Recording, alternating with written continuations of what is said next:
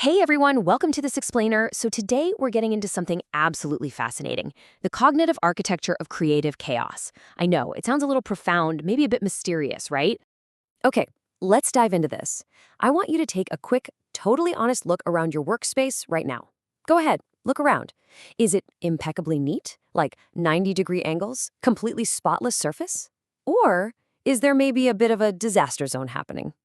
We've all got that one chair, right? The one in the corner of the room that has somehow evolved into a structural, load-bearing pillar made entirely out of half-worn clothes and random papers? Well, society tells us this prevailing myth. A messy space equals a messy, unproductive, and disorganized mind. But what we're unpacking today sounds almost like a paradox, yet it's actually a profound look into the hidden mechanics of the human mind. The premise of our source material forces us to completely rethink how we view productivity, brilliance, and literally the environments we build for ourselves. It asks us to look past the surface and examine the actual blueprint of a highly active mind, challenging that old messy equals lazy assumption from the ground up. Because society really does give us this stark contrast. Literally since grade school, being messy is heavily stigmatized. We're told it means you're just lazy or easily distracted, inherently disorganized. But the reality presented by our source material reveals something else entirely. Turns out this exact kind of messiness is frequently a massive indicator of being highly intelligent. There's this deeply satisfying tension here between the behavioral rules we've been conditioned to believe our whole lives and what is actually happening under the hood in a brilliant, firing brain. I want to just pause for a second and let this concept really sink in. Messiness isn't a failure of order. It's a different kind of order. That completely flips the script on how we evaluate ourselves, doesn't it? Instead of looking at a cluttered desk and thinking someone has failed at organizing their life or their thoughts, we need to understand it as an entirely alternative, highly complex system of organization. But to truly grasp why this alternative system even exists, we got to take a step back and deconstruct how the brain's internal structure is actually built. To do that, the source uses this fantastic phrase, cognitive architecture.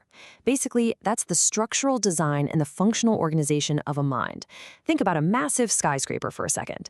It's specifically engineered to handle, heavy wind loads, massive electrical currents, thousands of people walking around. Well, a brain is architected to handle and process information in much the same way.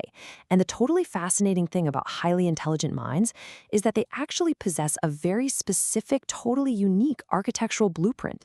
Now, a standard super-ordered brain operates kind of like a rigid metal filing cabinet. Everything is alphabetized, categorized, tucked away in its neat little folder, totally out of sight. But the cognitive architecture of high intelligence, totally different ballgame. Instead of filing things away, a highly intelligent mind actively processes multiple, seemingly unrelated streams of information all at once. It actually bypasses that traditional filing system altogether. Why?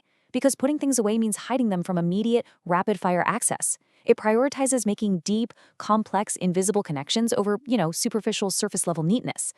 So that naturally leads us to a pretty crucial question. If your brain is wired this way, if it literally prefers to keep 100 mental tabs open at once, constantly cross-referencing all these data points without diligently filing them into neat little drawers, what actually happens when this complex architecture gets to work on a real problem? What is the tangible, real-world output of having your brain set up like this? Well, now, what's really interesting here is how the source totally redefines the concept of creative chaos. In everyday language, when we say chaos, we mean it negatively, right? A total breakdown, an emergency, a system failure. But here, the source defines it as a dynamic, functional state of disorder that actually breeds innovation. It is not passive negligence, not at all. It's a highly active, highly productive state of being that is absolutely essential for generating new ideas. Let's actually track exactly how this progression works in real time. Step 1 is absorbing massive variables. This means leaving the reference books wide open, the sticky notes everywhere, dozens of browser tabs loaded. Step 2 is allowing non-linear overlap. Because none of these items are neatly filed away, they physically and mentally bleed into each other's spaces. You might see a quote from a history book literally sitting right next to a completely unrelated financial spreadsheet. And that physical overlap leads perfectly into Step 3, sparking brilliant connections. That nonlinear overlap is the exact catalyst that triggers a breakthrough. It's a connection that a perfectly tidy, compartmentalized mind would simply never be in a position to see. Which brings us right back full circle to that messy physical environment we were talking about at the very beginning of this explainer. What looks like an absolute unmitigated disaster on the outside, the cluttered desk, the scattered papers, the endless graveyard of coffee cups, is actually a deeply functional state. It is a direct physical reflection of the internal cognitive process we just mapped out. Your physical space is just an external manifestation of your cognitive architecture.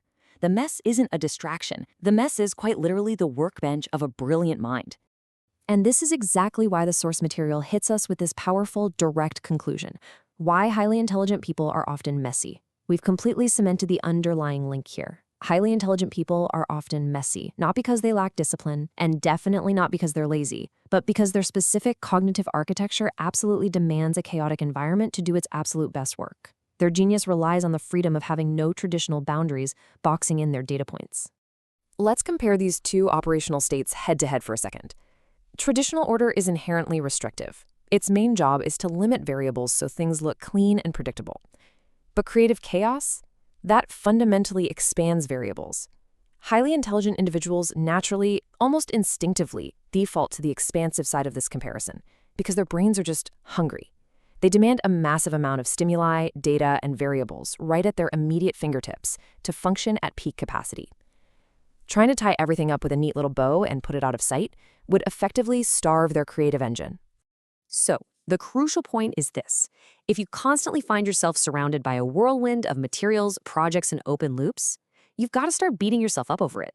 Seriously, you aren't failing at organizing. You are succeeding at creating.